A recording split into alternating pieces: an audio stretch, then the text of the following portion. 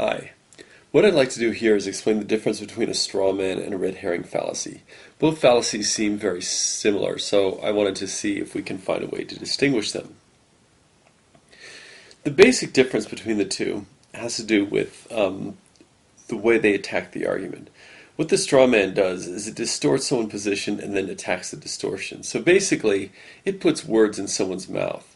And so when you're committing a straw man fallacy, what you're doing is you're essentially taking someone's words out of context or taking someone's position out of context and then attacking that position as it is misinterpreted. Here's an example. President Obama authorized a bill giving cash rebates for people who buy new cars, including foreign cars. Clearly, Mr. Obama does not like the American worker. Now, notice what happens here.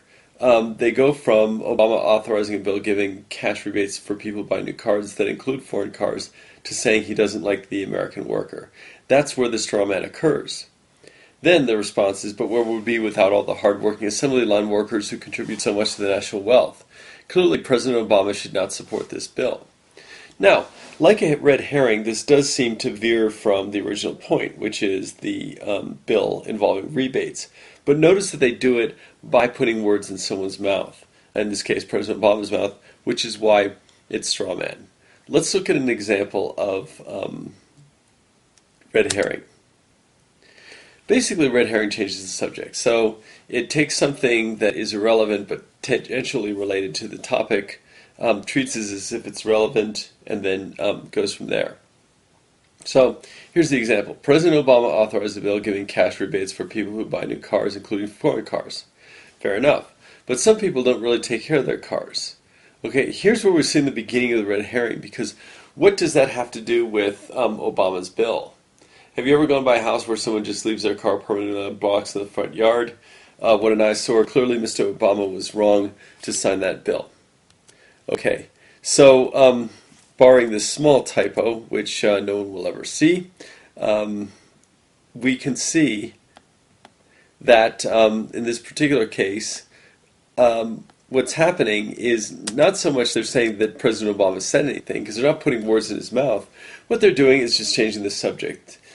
Yes, he's talking about people who buy new cars, but they're not really talking about people who put their cars on blocks and don't care of them. That's it's a red herring. It changes the subject.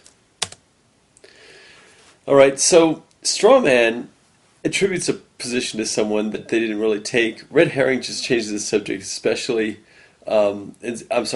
ignoring the main argument. So red herring is going to change the subject. Straw man is going to essentially change the subject also, but really by distorting someone's position. So when you see an argument where somebody's position is distorted and then attacked, it's a straw man. It's okay to attack someone else's position as long as you do it in context without changing it. If the speaker just changes the argument and creates a fallacy like that, it's going to be the fallacy of red herring. All right? I hope that helps. Bye.